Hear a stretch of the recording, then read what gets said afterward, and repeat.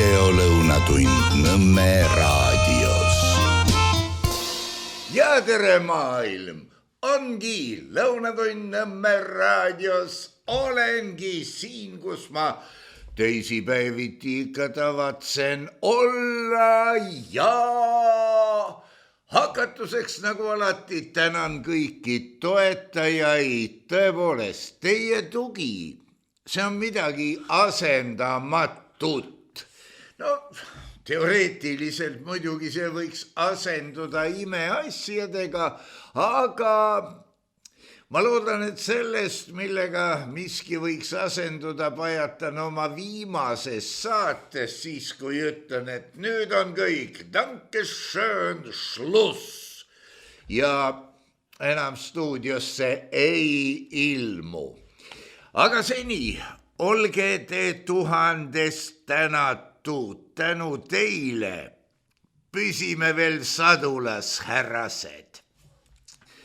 Aga nüüd mõtted lähevad igale poole, mõtted lähevad ka sinnapoole, et need likeid ja muu taoline näitavad, et keerulised teemad kuidagipidi, ma ei tea, kust inimesed teada saavad, et vaat selle taga on midagi keerulist, midagi urgitsevat.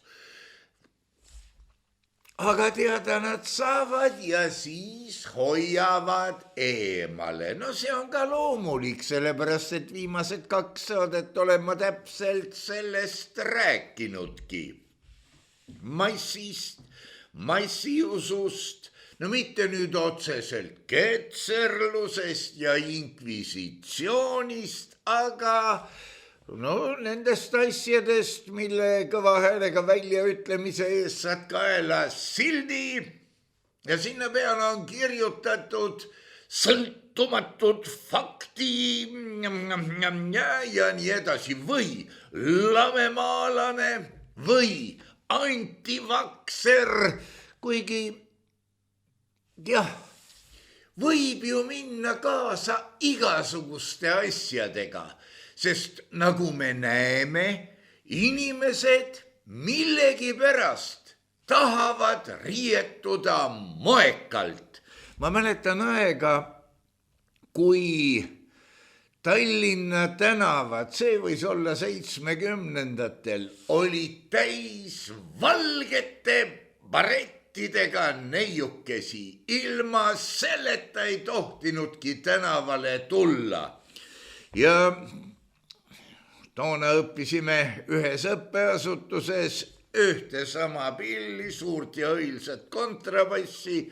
Aleksander Jõgi ütles, et kust nende hulgas siis võiks leida ka mõne isiksuse.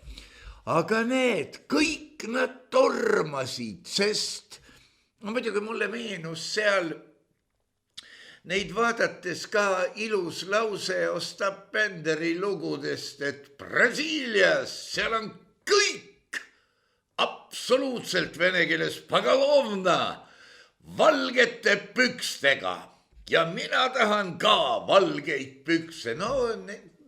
Tollal olid valged baretid ja sellest valgete barettide maaniast, need ei olnud muide mitte kuskil müügil, aga nad tekkisid ikka. Võib öelda, et selle aja inimese fantaasia oli lõpmatusest lõpmatum ja millestki ikka sai teha. Valge bareti tõenäoliselt võis valmis teha isegi värvilisest traadist, sest selle aja rahvatarkus ütles, et kui sul on taskunuga ja jupp värvilist traati, siis teed sa kõik ära, absoluutselt kõik. Võib-olla niimoodi see käis, aga mõte tuli pähe küll, kes ja kuidas tekitab nii suurte hulga noorte naiste seas psühhoosi, et kõik peavad olema valgete barettidega, on see siis nüüd ilus või mitte. no millalgi tollal sai käidud ka Saksamaal ja keegi palus, et kui sa saad, too mulle sealt barett. Baretti ei ole müügil mitte kuskil. Muide, praegu lõi pähe mõte, et kas tänapäeva inimesed, noored inimesed eriti, teavad, mis elukas on barett ja miks ta pähe käib. No heakene küll, vaadake see Guevara pilti ja rahunege maha. Aga tõesti, kuskil peab olema keegi, kes paneb käima midagi, mida vaktsiiniga ei pidurda ja kõik tahavad valgeid barette. Kõik tahavad, naiste pealt näeb seda eriti hästi, kui sul ei olnud sukksaapaid, sa ei olnud üldse naissoo esindaja. Ja seda, ega kõigile see riietus muidugi ei sobinud ka aga see ei loe, sa pead olema mundris kohe nagu Vene kroonus. Jah, tõenäoliselt mujalgi militaarsemates üksustes käiakse ühtemoodi riides, aga ütlus on mul sellest ammusest ajast, nii et olge õnnelikud, et sai välja öeldud. Kuskil peab olema keegi, kes võtmeisikutele annab teada, selle talve mood on lilla ja narmendav ja läheb lahti. Ilmselt on juba ette toodetud lillad kangast, lillaid taburette, ma ei tea mida veel. Ja ongi kuni kevadeni, kuni kellegi hääl ütleb, selle kevade mood on must. No see must võib tähendada muidugi väga erinevaid asju, aga jah, kuidagi, aga kurat teab, tõepoolest. Ja nii edasi, keegi kraksatab, kas on moes laiad või kitsad püksid, mõni asi läheb peale, mõni asi enam ei lähe ka. Sest vaata, eks see lugemis- ja teabehankimis mooduste komplekt on läinud nii laiaks, et siin kehtib ju ilus ütlus. Ma ei teagi, kumb oli enne, aga igal juhul parim vahend demokraatia vastu on veel rohkem demokraatiat. Ja nii lähebki. Tehakse nii demokraatlikuks, et ikkagi väike kamp ütleb, sina ei ole demokraatlik. Ja nii lähebki, sina oled see. Ja mis siin ikka hõisata. Ja siis võetakse palgale veel need, kes kellegi juhendamise alusel määravad ära, kas sina oled lamemaalane või ei ole. Kahtlemine Descartesi järgi oleks võinud kuskilt lugeda, kas Descartes defineeris või kirjeldas täpsemalt kahtlemist, millest sünnib mõtlemine, sest kahte asja saab juba võrrelda ja kumb on nüüd etem, kumb on nüüd ebaetem. See on oluline.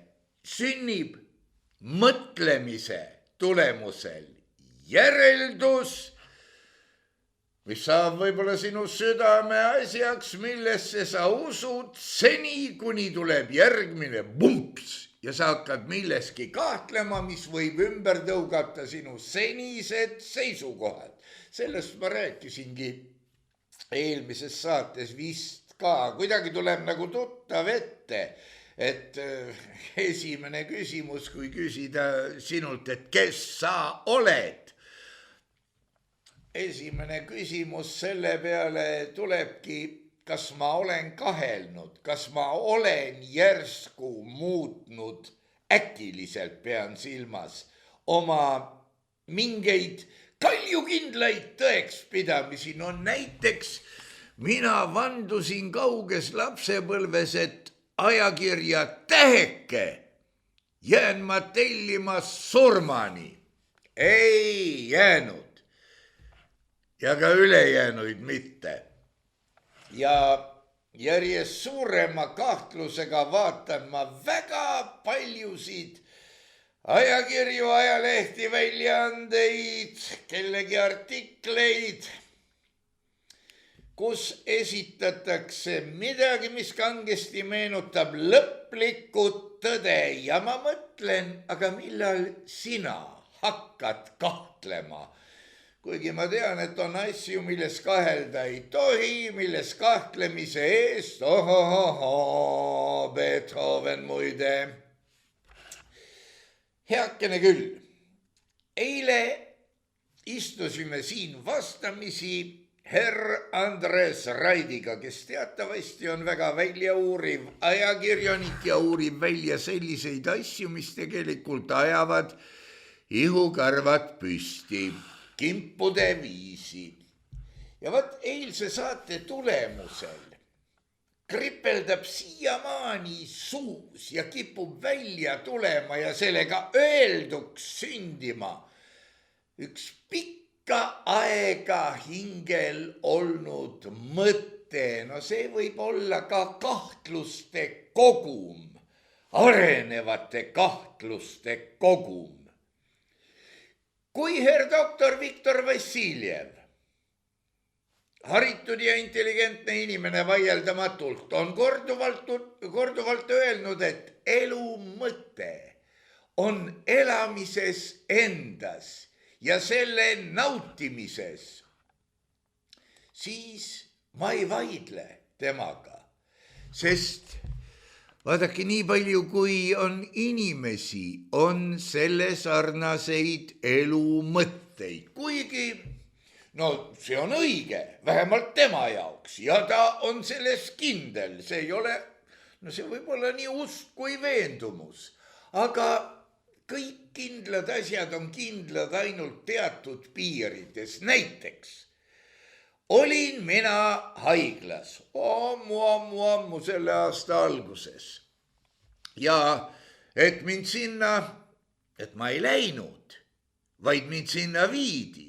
Ja ega ma oluliselt seda viimist kui niisugust ei mäleta ja väga paljusid asju ei mäleta, aga 20 päeva sai haiglas oldud ja sellest ainult süvenes veendumus, et need, kes on hooldajad, põetajad, ma ei tea, mis nad palka saavad, aga ma olen veendunud, nad on alamakstud. Aga selle eest, nagu ma tean, suur osa riigi eraldatud summadest läheb kohe pumpsti otse tervishoiuasutuste kasumisse, nii nagu hambaarstide kasumist lõviosa pidi moodustama see, mis nad riigilt saavad, seega otse. Ja ma olen kindel, et sama asi kehtis nii Estonian Airi kui Nordica, olgu muld neile mõlemale pehme kohta. Jah, olin mina haiglas enamiku ajast, vähemalt esimese 10 päeva jooksul silmi eriti lahti ei teinud, kuigi olevat vastanud adekvaatselt ja koguni mitmes keeles. Loomulikult võib seda nautida. Elu nagu tema on, siis kui silmad lahti saad ja vaatad, oi kui palju toredaid inimesi. Ikka kihvt ju. Aga lähme edasi. Aastaid tagasi röögatasin mina siinsama stuudios, nii et ka eeter kõmises, keegi muidugi tähele ei pannud, et noorte elul peab olema eesmärk. See seisukoht, vaata, seda ma nagu eriti muuta ei taha. ma olen kindel, et peab olema eesmärk. No paljud noored loovadki eesmärgi, hakkavad koos elama, kuigi praegu, kui vaadata, noh, see on see Ruja ammune laul, kes käib kellega, mõelge, mis aastal see prohvetlus oli. Ja mitte keegi ei saanud aru, kuigi selle tunnuseid tollal juba oli. Noored tahavad elada koos, kuni lähevad lahku, sest suured eeskujud, vaatame siin seltskonna, kurat on ikka seltskond, vaatame siin seltskonna ajakirjanduse poole ja me näeme, et jah, ongi kohe nii. Nüüd vaatame noorte poole suti teise pilguga. Meil peab olema eesmärk. Meie 16 kuni 26 aastaste noorte, ärge õiendage, vähemalt nad on minust kõvasti nooremad. Nende seas oli issanda aastal 2017, vaat siin sobib küll issandat meenutada, 3998 töötut. Kihvt, 2017. Rahvaarvgi oli siis suurem, järelikult töötute noorte protsent oli laua all omadega. Nüüd jõuame, võtame 2 aasta taguse aja ja number 3 on selleski arvus sees 2 korda. 2 aasta eest oli töötuid noori vanuses 16 kuni 26, ei vähem ega rohkem kui siis, kui kokku loeti 9373 ja rahvaarv oli juba langenud. Eelmisel aastal olla noori selle Rehnoti järgi olnud 10 199 ja rahvaarv, vähemalt pärismaalaste arv veelgi langes. Ma nüüd ei tea ja ei suuda ka ette kujutada, kas 10 000 noort naudivad oma töötust täpselt samuti nagu mina haiglavoodit. Et helghetkedel, kui silm on lahti, siis teate, mul on tunne, et söömisega sain ma vist ise hakkama, kuigi võib-olla esimesed õige mitu päeva ei söönud ka üldse midagi. Ja kas 10 000 noort naudivad seda, et ei ole tööd, et nad kuskil midagi ei õpi? No millegagi nad tegelevad, miski liigub ju siiski ajust läbi. Aga need 10 000 noort vaieldamatult on mingis seisundis ja kestavad. Kas nad midagi teevad või ei tee, ma ei tea. Kestavad kohe nagu molluskid Pireuse lahes, võib-olla 1000 aastaid, võib-olla mitte. Millega nad tegelevad? Millega nad tegelevad täna, hommikust õhtuni? Millega nad tegelevad 10 aasta pärast, hommikust õhtuni? Kas äkki lähevad tööle? Ma ei kujuta ette, mis tööd nad siis teevad, nad peaksid midagi õppima. Aga ei, see kastiga ringi sõitmine ja tegelastele toidu viimine, kurat teab, mida siis veel viiakse, võib-olla bordellid on ka nii, et lits kasti ja viid ära ja pärast tood tagasi või teine toob tagasi. Vabandus, ma võtan niisuguse teema, aga ei tea. Edasi sai kuulutatud ka piisavalt ammu, et riigil peab olema eesmärk. Seda isegi üsna hiljuti keegi suti üritas korrata, aga siis vist põrutati peale, et kas sa oled vait, sina räägid siis, kui jah. Kas nüüd riigi eesmärk peab olema selle varasemalt öeldud asjaga, et noortel peab olema eesmärk, ei tulnud, et võta riigil, jah, see on ilusam, sest neid, kes on riik, neid on vähem. No jah, kas nüüd sel taustal peab see eesmärk olema, aga ikkagi.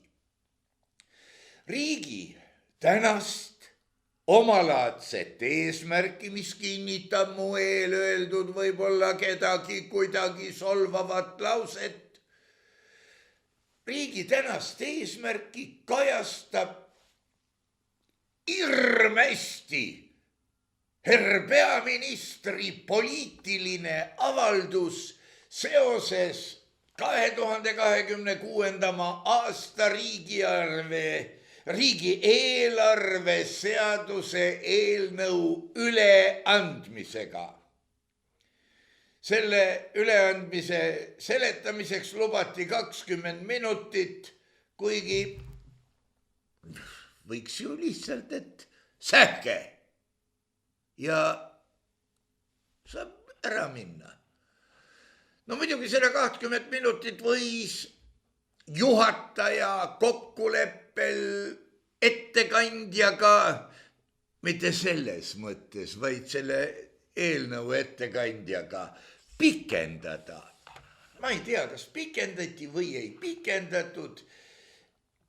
Ja küsimuse all oli siis mitmeid asju, kusjuures väga kenasti oli öeldud, et lähtudes Riigikogu kodu- ja töökorra seaduse paragrahvi 155 lõikest 4 leppisid Riigikogu juhatus ja peaminister kokku, et peaministrile küsimusi ei esitata. See kinnitab veelgi, et aja kokkuhoidmiseks sähke ja kõik. Ja meie riigi tuleva aasta eesmärk, 1000 lehekülge veel kokku ei tulnud, aga pealt 800 neid oli, see jääb kaante vahele. Ja 101 jeekimit, nagu ma aru saan, peavad selle läbi lugema.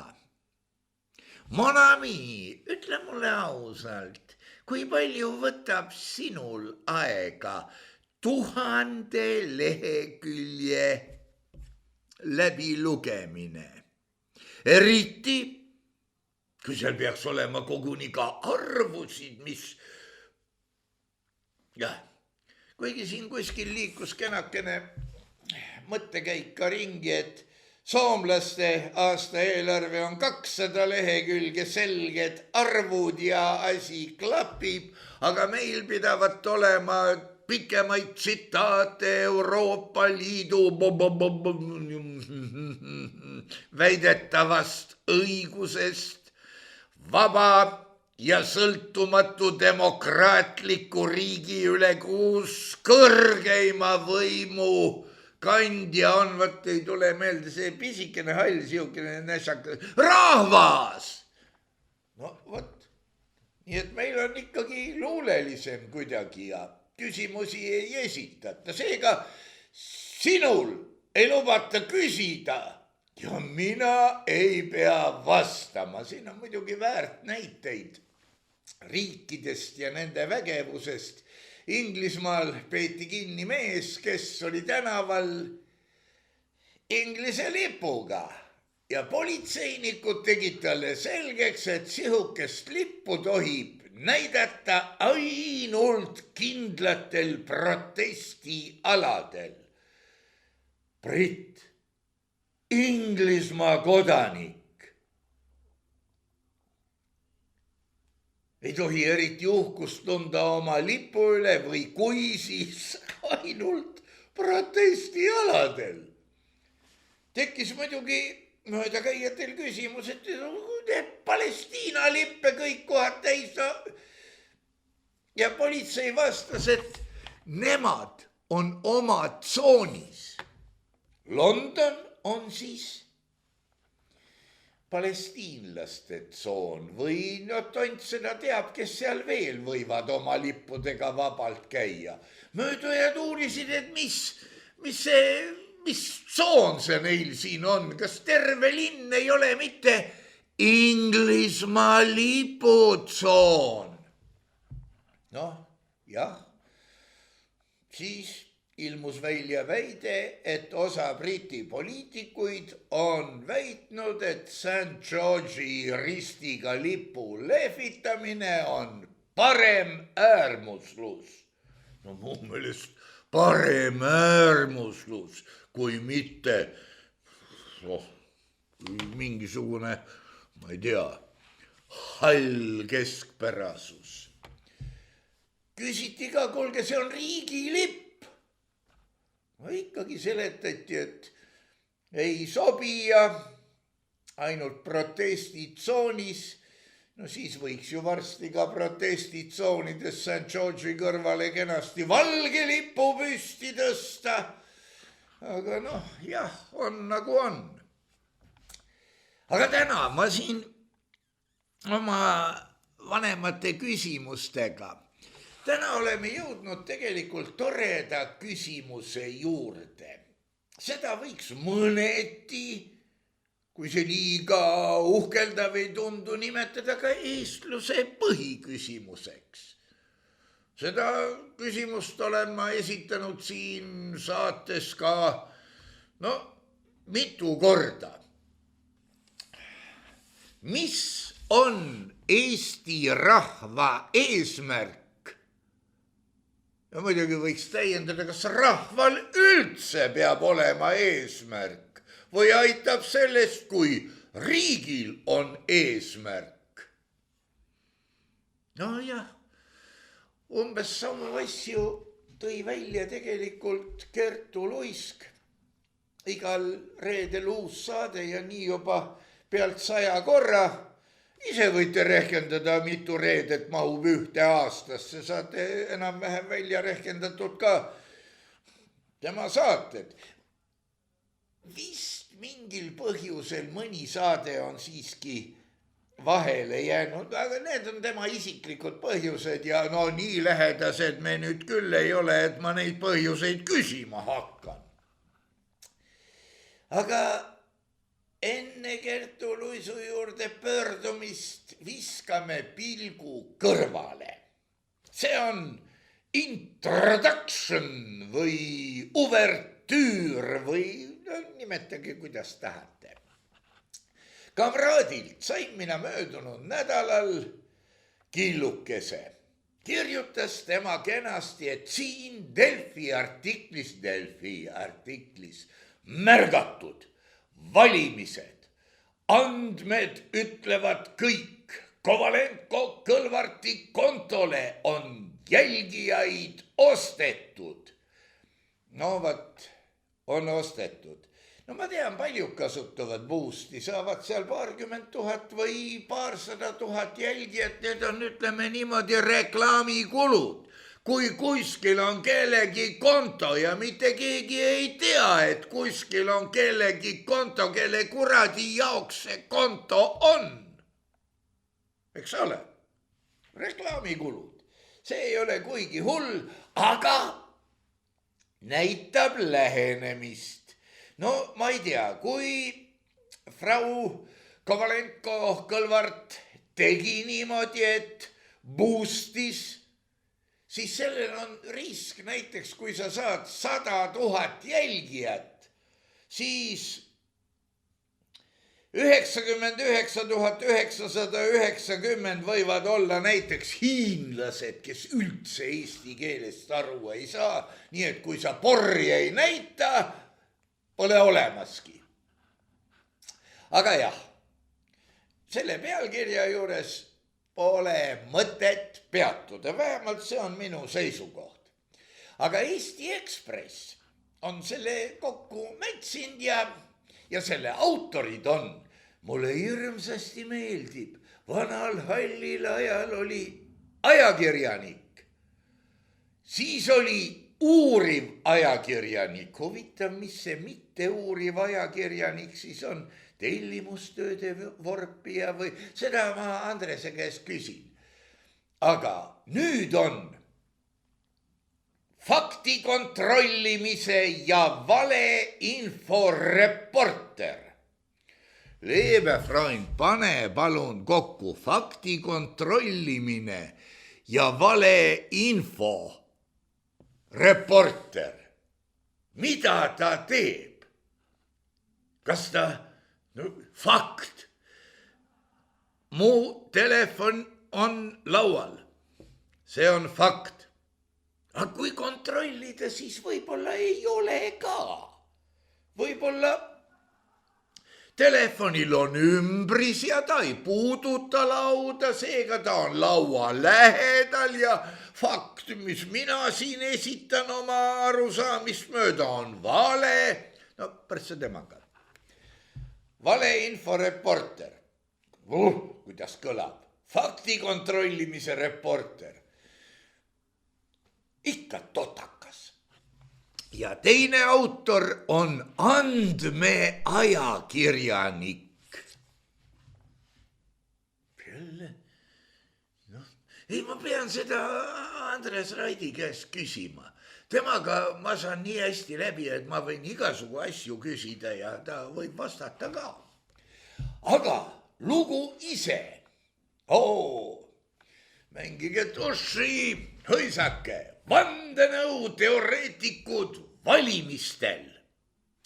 No kõigepealt fakti viga, tegemist on hääletamisega, mitte valimisega. No kurat temaga. Valimistel. No kes eelmisest sõnast aru ei saanud, see nüüd sellest peab aru saama, sest topelt ei kärise. Kandideerib hulk vandenõu teoreetikuid. Tegelikult teate, mul on täitsa kahju, et meil vandenõu praktikuid nii vähe on, siis kutid lepiksid milleski kokku ja teeksid ära.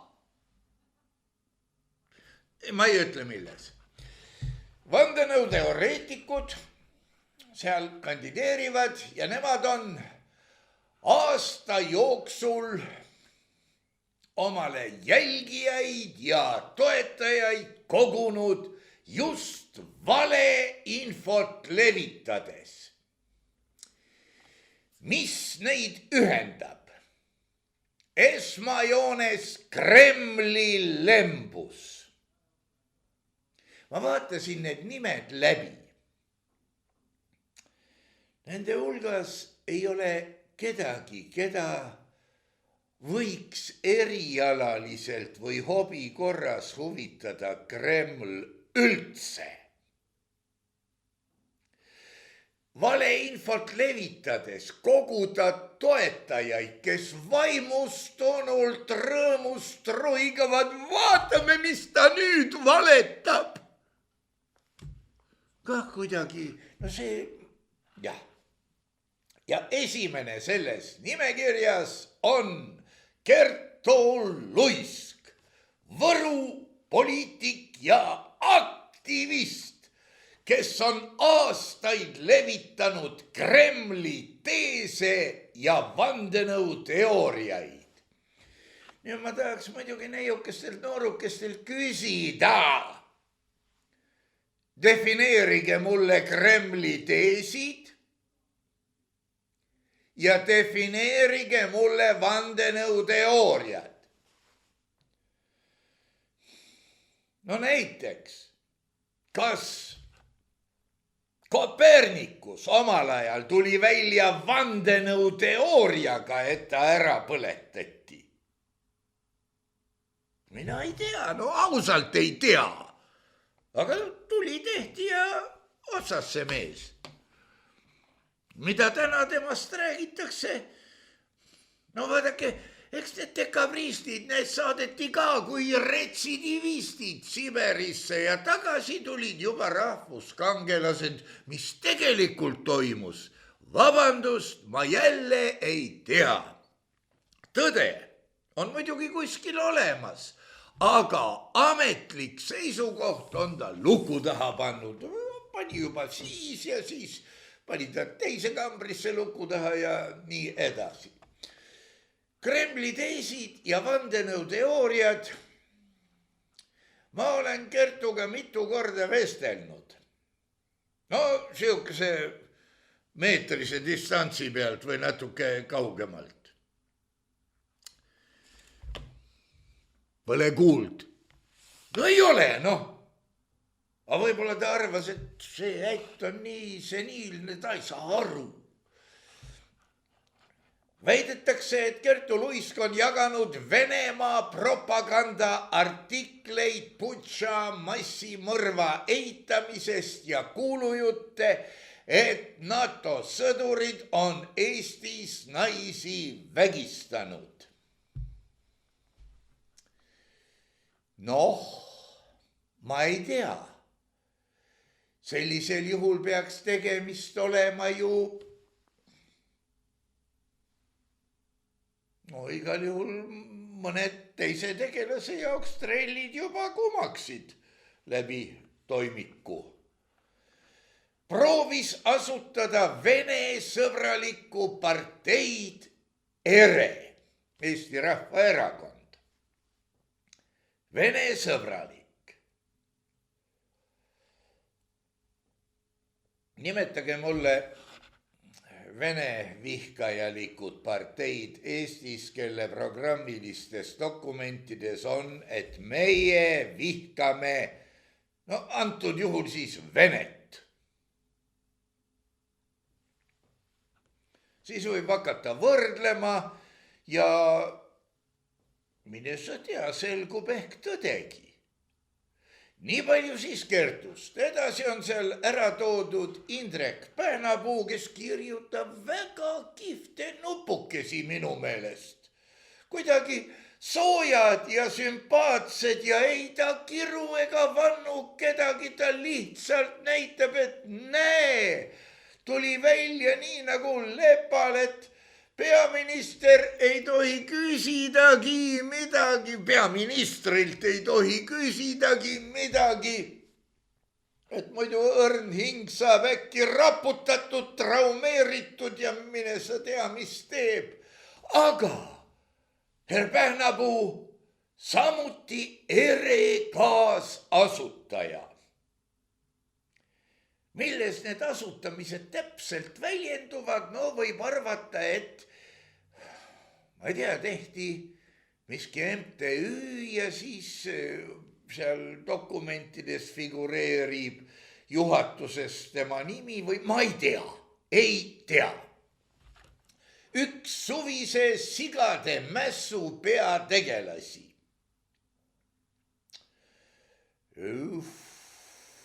Ma koha peal ei käinud, aga jääb mulje, et ta sõitis kohale küll.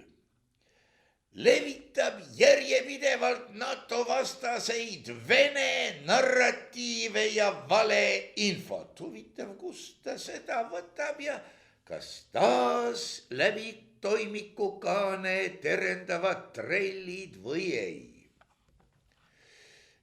Ülle Pukk, partei koos juhatuse liige ja poliitaktivist, kes levitab aktiivselt otse Kremli infooperatsioonide võltsinguid ja valesid. Kremli infooperatsioonide võltsingud.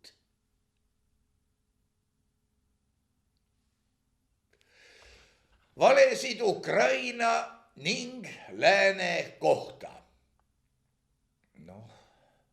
Aga esitage siis konkreetsed faktid, lihtlabased argumendid. Ega siis rahvas ei ole loll. Pange nad kõrvuti ja vaatame, mis välja tuleb. Kellelgi on ju õigus.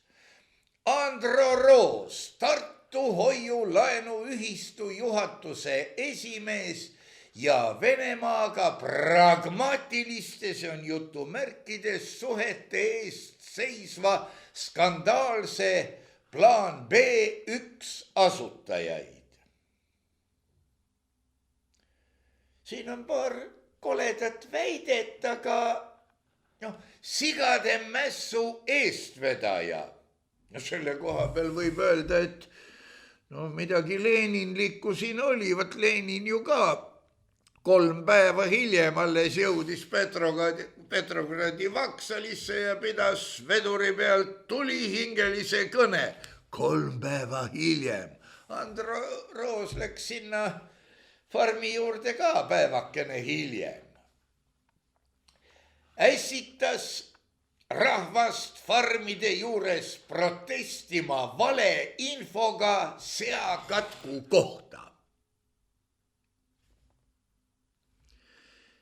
Siin võiks ju öelda tegelikult, et väites, et seakatk on niskene, naskene ja ma ei tea, mingid materjalid mul on selle ürituse kohta, aga mitte midagi selgemat.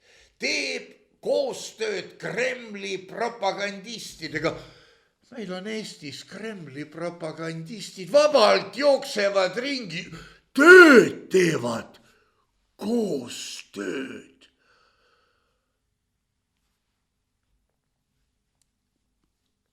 Tummaks lööb. Avaldab oma portaalis Vene luurega seotud materjale ja levitab tihti täielikke väljamõeldisi. Äkki need täielikud väljamõeldised on unistused helgest tulevikus, seegi on võimalik, aga ma ei tea, Vene luurega seotud Mihkel Johannes Paimla, Kalamuse asutatud portaali Eesti Eest peatoimetaja, kes levitab pidevalt terviseteemalist valeinfot ja Kremli narratiive. Faktikontroll on Paimla väited ümber lükanud 8 korral. See kõik on väga kihvt, aga kui tõsiselt võetav, see on muidugi tema ees on veel ka see kurivaim Kalamus, kes on ka saates mitu korda olnud. EKRE-st tüliga lahkunud MTÜ Konservatiivse Eesti juht ja portaali Eesti Eest asutaja. EKRE-st ei pea tüliga lahkuma, EKRE-st võib saada ka lihtsalt. 30 tükki siin hiljuti said, mille eest kahtlesid juhi ainuõigsuses ilmselt. Avaldab samuti Vene luurega seotud materjale, levitab tihti täielikke väljamõeldisi. See on ikka, minu meelest on siin organisatsioon paljastatud. Ma ei tea, ma ei oska midagi selle kohta öelda, aga Ekspressi artikli, see oli siis nüüd mitte niivõrd Ekspressi, kuivõrd Delfi või, kurat neid ka teab, heal lapsel mitu nime, muide selles kirjutab Adolf Hitler oma Mein Kampfis kohe selles peatükis, see on vist teine peatükk kohe alguses, kus ta kirjeldab oma kannatuste aastaid Viinis, et siis selgus, et kõikidel ajalehtedel, suurel meedial või suurel ajakirjandusel, kuidas tollal öeldi, on ühed ja samad omanikud. Pole parata, aga heakene küll.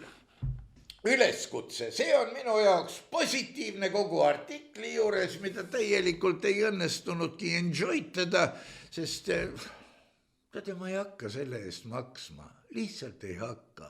Aitab, kui kamraad luges ja saatis mulle killukese ja kõik, suhtumine on selge. Hea lugeja, kui märkad, poliitikute, erakondade, valimisliitude või hoopis muud laadi valimistega seotud tegevust. Hea lause.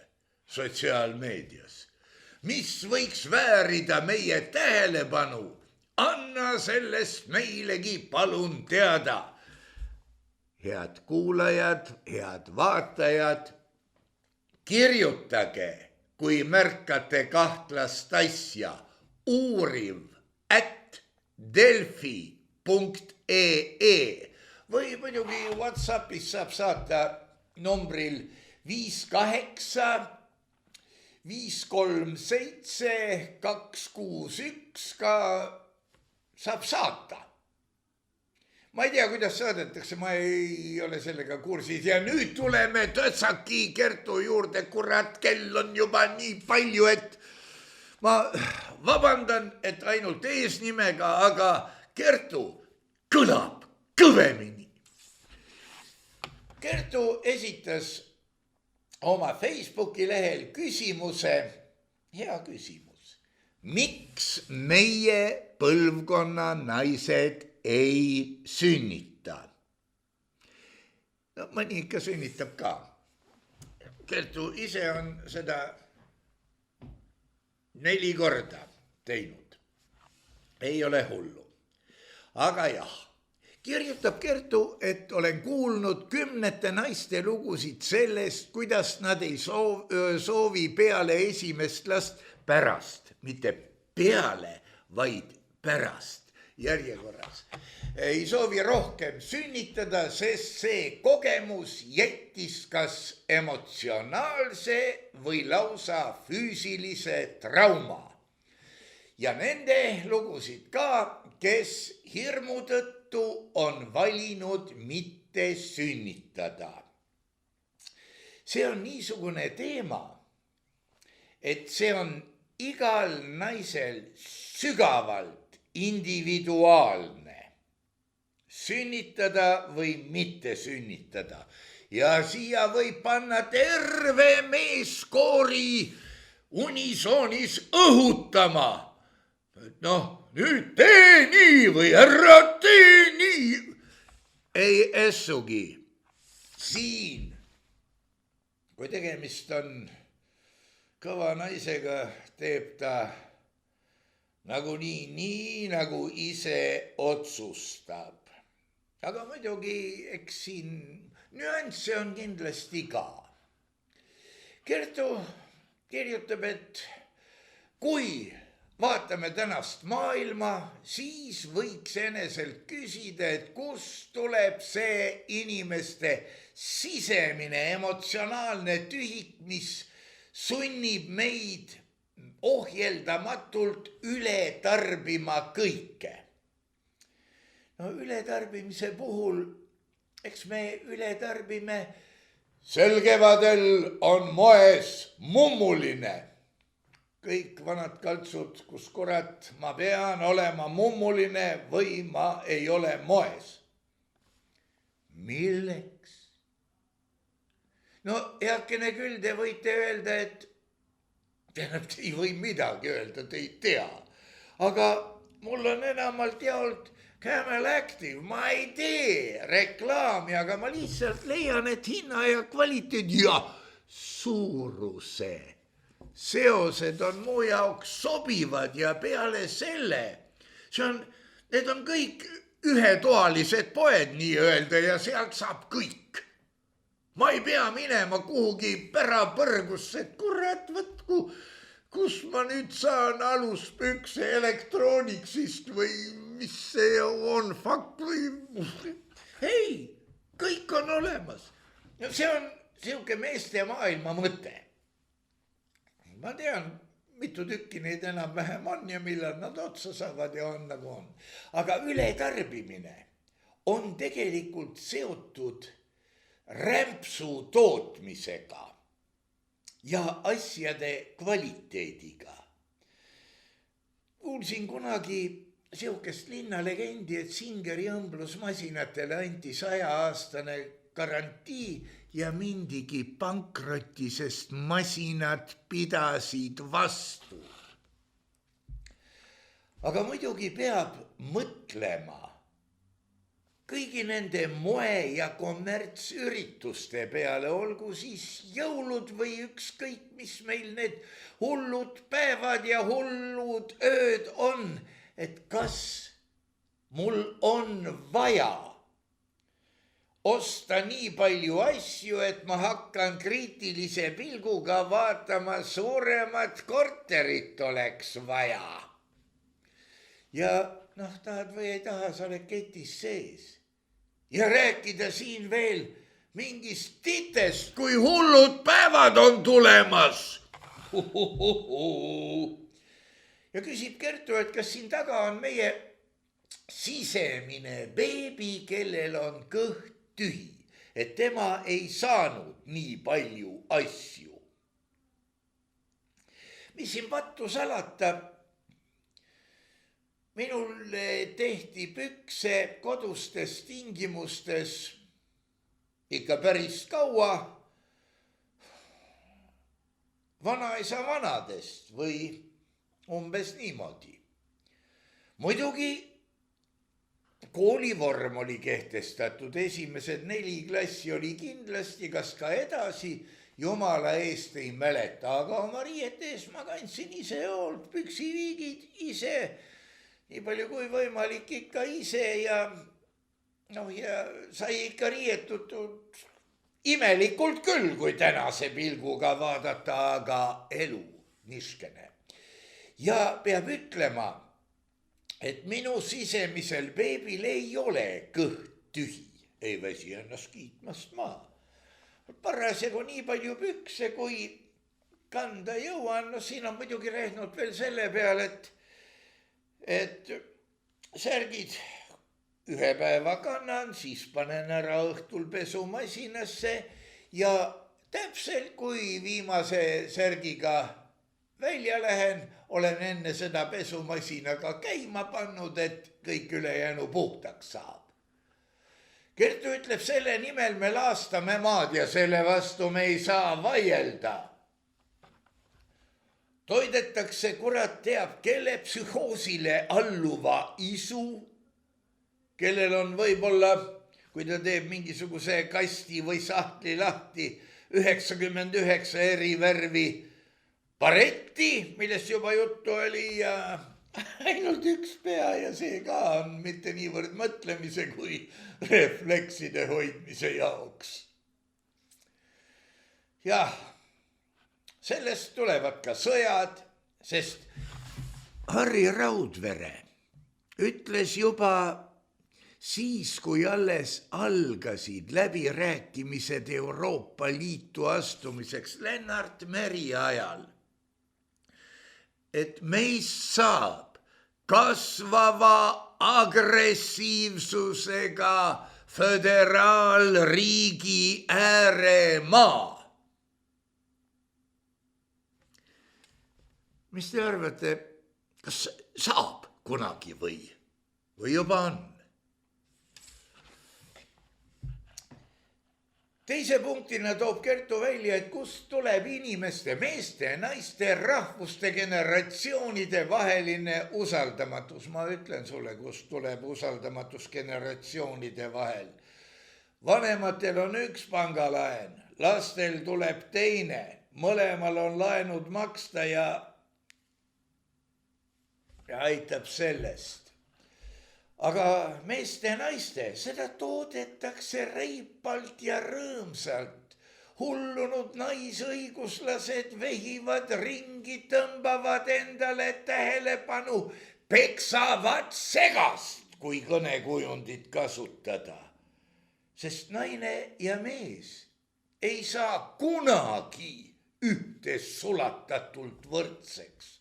Naine on ühtemoodi, mees kapitaalselt teistmoodi.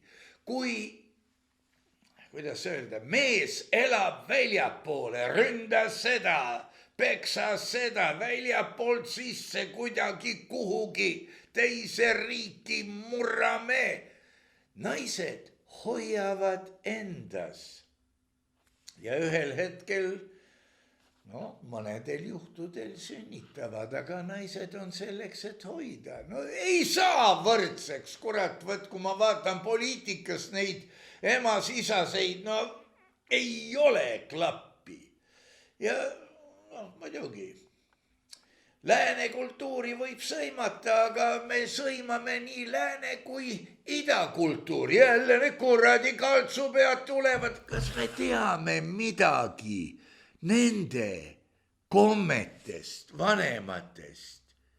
Ei tea, aga peaksime teadma. Ja võib-olla siis me saaksime ka vastuoludega hakkama, mis tekivad sellest, kuradi kaltsupea, kes on põhjustanud sõjad ja miks? Turu laienemist on vaja. No ja kertusin ikka oma sisemisest beebist. Turvalised 9 kuud ema kõhus ei ole turvalised, ta kuuleb. Ja kui ta kuuleb vastuolu meeste ja naiste vahel, siis sõltub väga palju sellest soost, mis tal on tulemas.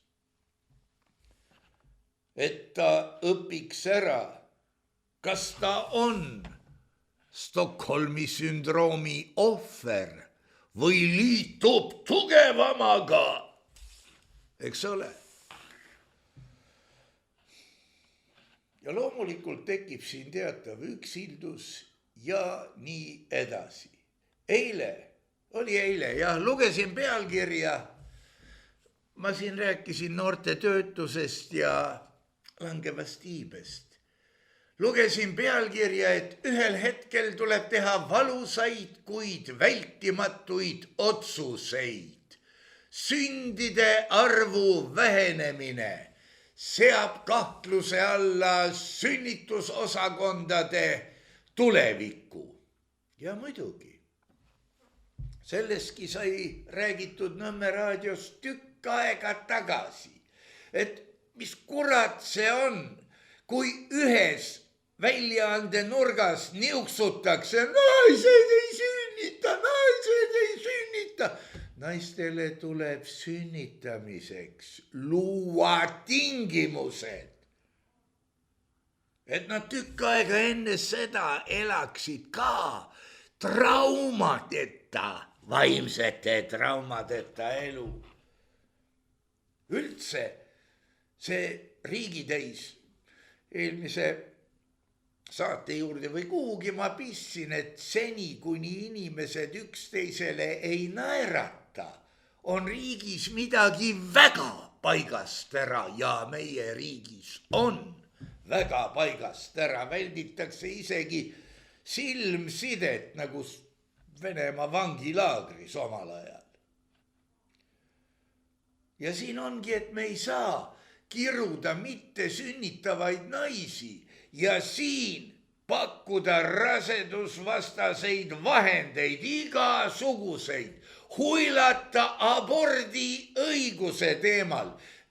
Sel teemal ei ole minusugustel tegelikult sõnaõigust, aga jõhkra loogikaga ma ütlen, et abordi õiguse läbisurumisega tegelevad need, kelle puhul on täpselt näha, et nende puhul aborti ei tehtud. Abordivärk on meditsiiniline küsimus ja muidugi siin on ka naisel väga palju otsustada, sest me teame ka lugusid, kus tohtrid ütlesid, et ei, sa ei sünnita normaalset last, tuleb ma ei tea, mis. Praegu muidugi see taunivärk on vist analüüsiga kindlaks tehtav, aga me ei saa garanteerida, et mingisugune kõks, mingite ainete koosmõju midagi analoogilist ei põhjenda, mingit ka, et on, aga ei suhtle. Nimeta seda, kuidas tahad.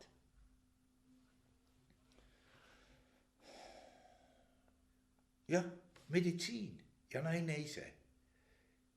On lugusid ju, kuidas lootusetust olukorras sünnitati laps ja sellest lapsest sai isegi väga asja võrreldes kaunikesti suure hulga lastega, kes sündisid täiesti normaalseteks ja kes nüüd on siis ka siukesed, nagu nad on. Sünnitusosakonnad paneme kinni. No paneme, kust Eesti nurgast me peale siis hakkame? No muidugi selge on see, et ega ämaemand ei saa olla ämaemand, kui ta ei praktiseeri pidevalt. See on see jube. Sellisel juhul ämaemandate ametiühing peaks tagama neile töö mõnes sellises riigis, kus sigivus on suurem.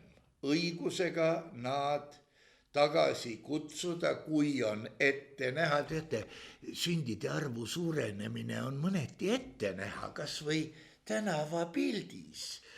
Kui on ette näha, et nüüd läheb pauk lahti, ole valmis poole aasta pärast koju tagasi, see õigus peab jääma.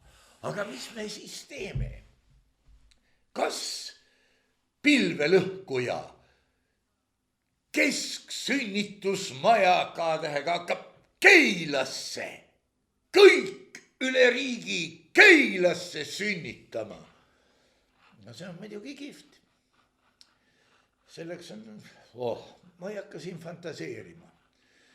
Või teha siukene veel üks torn Tallinnasse superhüperministeeriumi vastu, et siis nad saavad aknast vaadata ja nii suures majas sünnitatakse palju. Eelarvesse tuleb kirjutada. Jälle persas. Ja muidugi see hüper-super sünnitusmaja, kesksünnitusmaja, see, kui omad ei sünnita, eks ta võib siis reklaami välja panna ja hakata teenust osutama. Las välismaalased tulevad nagu, välismaalased tulevad Estonia teatrisse ka ja tagavad piletitulu suuresti ja miks siis ei võiks nad siia sünnitama tulla? Aga siin ma lugesin nii palju ebameeldivusi ette. Andres Raidiga sai räägitud ka päris paljudest ebameeldivustest. Sellest, kuidas eesti keel, võiks öelda kohe ropusti, haiseb ära. Muutub selliseks, et keegi sellest aru ei saa. Ja eks nii Viktor Vassiljevi kui Igor Gräziniga me käsitleme ka neid asju, kuigi kohati naeratades, kuigi kohati sellisest seisukohast, et mitmele ei meeldi, aga üheski pühakirjas pole öeldud, et Nõmme raadio peab kõigile meeldima. Nii ongi. Seepärast saate lõppu ma esitaksin küsimuse Kertule. Mitte ainult Kertule. Sest siin on, kui ta küsis, et miks meie põlvkonna naised ei sünnita, siis tegelikult peaksid minusugused juba peeglisse vaatama. Ma kardan, et Kertu eelmiseks põlvkonnaks ma olen siiski natuke vana, aga tont seda teab, ükskõik. Igal juhul me peame vaatama, mida tegi eelmine põlvkond selleks, et naised sünnitaksid. Miks mindi konflikti, nagu siin tekstidest välja tuleb? See on tõsi, see on vaid väide, aga kus suitsu seal tuld? Vaat nii.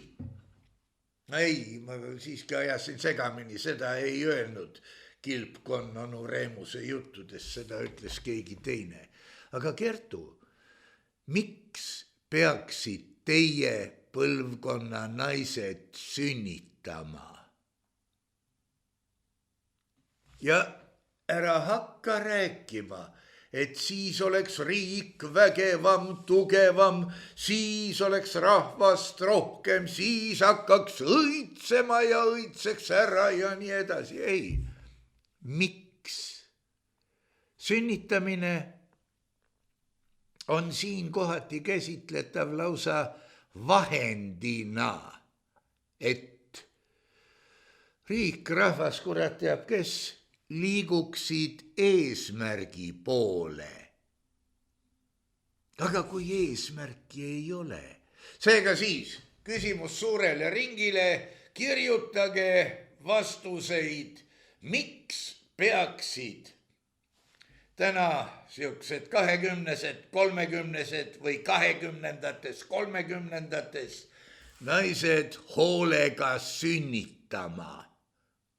Kui siin on kontratseptiivid ja siin on iive on madal. Olge tänatud, kes te vastu pidasite. Olge tänatud kõik, kes te toetate. Ilma teieta niisugune õudus inimeste ette ei pääseks. Ja meie püha sõda läheb edasi.